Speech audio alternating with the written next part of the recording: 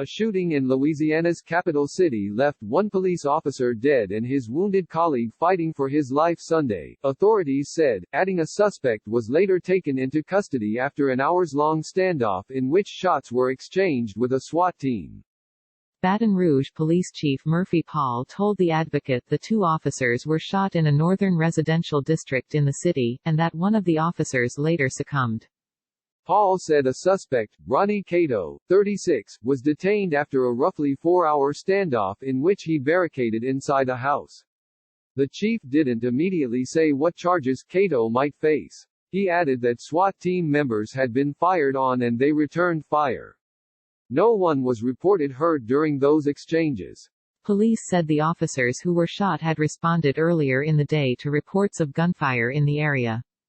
At a news conference Sunday evening, the police chief said the slain officer was a 21-year law enforcement veteran, according to CBS affiliate WAFB-TV. The chief did not immediately identify the officers. The second officer was fighting for his life, Paul added at a news briefing Sunday evening. He is a 7-year member of the force. Our officers talk about being public servants and the responsibility that comes along with being a law enforcement officer, Paul said. This is a call no chief wants to get.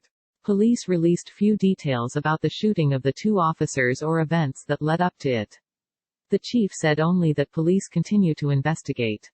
On Sunday afternoon, neighbors and onlookers crowded street corners behind police tape that cordoned off the area, according to media reports.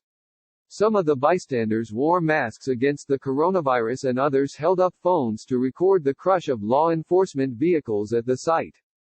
A different scene unfolded outside Our Lady of the Lake Regional Medical Center, where the officers had been whisked by ambulance. There, dozens of law enforcement officers held an impromptu vigil at the hospital, awaiting updates on the wounded officer's condition.